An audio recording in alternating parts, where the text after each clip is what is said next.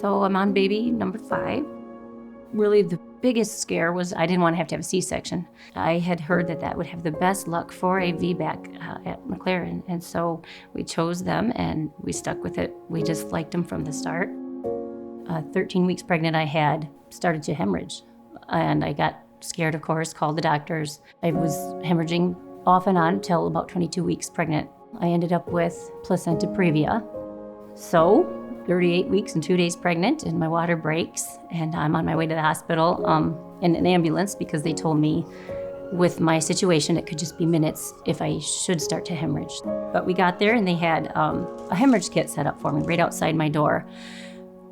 Really kind of didn't know how serious it was for me, the hemorrhage part. Like I didn't realize, but they were all set up and I thought, good, here we go. It was 33 hours of labor.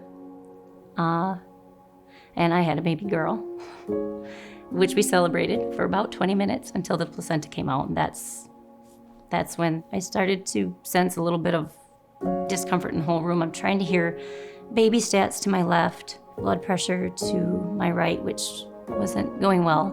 Dr. Stryker, she was trying to do the balloon, which was part of the hemorrhage kit that they had prepared. And it's supposed to work, and it's still not working. And she actually came up, and I was praying at the time. She didn't know it. She actually came up and started to pray. In my ear, I could hear her saying a prayer. My mother-in-law was there. She actually grabbed a bottle of water and baptized me. I'd never been baptized. She asked if she could baptize me. I looked at her like, is it really that close? And she just nodded. And she baptized me, and Dr. Stryker said prayers with me. And that was, I wanted to make it. I wanted to survive and see my baby. But I knew that if that wasn't going to happen, I wanted to be heaven-bound. And then she tried to continue with the balloon, and it was clearly not going to work. So she called Code Blue. They coded me, and everybody and their brother showed up.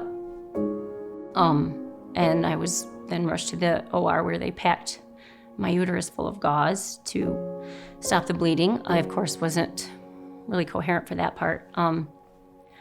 But I know I needed 11 pints of blood and blood product between and I think, if I'm not mistaken, from delivery room to the OR, they had to do a rapid injection, which was, I think, like 2 or 3 pints of blood per minute or less, I can't remember. So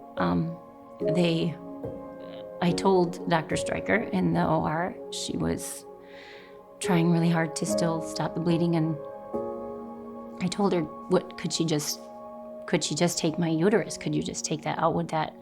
And she knew that. She knew me and had become familiar with me. And she knew I wanted more children. So she was sensitive to that and said, I might not have to, but what I'm doing seems to be helping. And I was out for a little while after that. And then I was in the ICU, and I woke up there, and Dr. Stryker was there smiling, and she was there for the full 33 hours. And all the nurses and all the OR people, they all stayed there for them that whole weekend that I was in labor. They rushed, they got there that fast. And then some of them were in their pajamas to save my life, and they did. And I never had to miss a second with my babies, my husband. I just try to remember life's short, and it can be even shorter than we expect. And if we're so blessed as to just have a second chance, try to do it better than we did before.